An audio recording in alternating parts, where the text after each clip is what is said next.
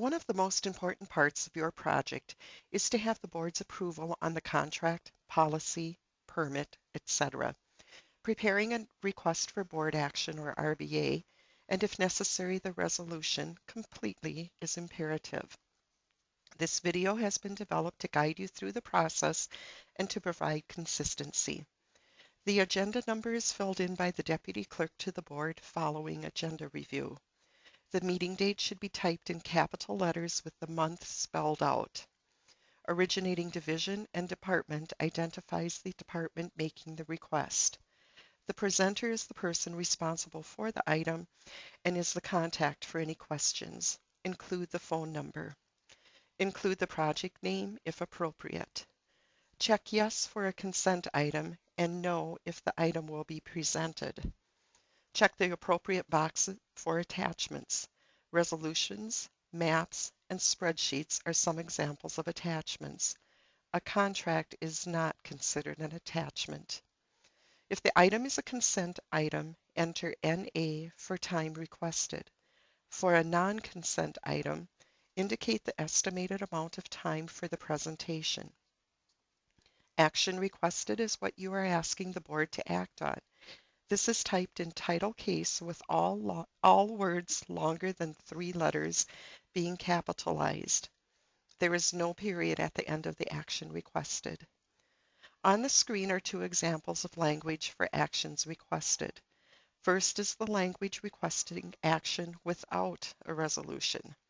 Second is the language if asking to adopt a resolution. A contract, policy, or grant needs review and approval by the county attorney and risk management prior to bringing the item to board. Check the boxes to indicate these reviews have been completed. Finance will need to review any request for an item that is an unbudgeted item and/or requires a budget change or amendment. Check the box to verify that this has been done. Organizational values, check the boxes of the value or values that your request falls under. The department division head signs the RBA. The preferred method is to insert an electronic signature.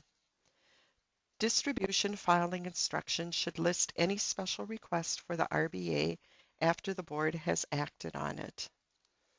The background justification area is where you tell your story. Include the information you would need or want if you were making the decision. Avoid acronyms and government speak as much as possible. Anyone in the general public who reads the RBA should be able to understand what the board is being asked to act on. The first paragraph restates the action requested. It typically begins with, "The purpose of this agenda item is to," and then restate the action requested. The next paragraphs describe the request in detail and should include history of the request, in the case of an agreement, the terms of the agreement, why the action is being requested, funding sources, and any other information you think is important for the commissioners to know in order to be able to act on the request. The final piece on the RBA is the fiscal impact. If the request is budgeted for, there is no fiscal impact. If a budget amendment is needed, this should be explained. For information on how to complete a resolution form, please view that video.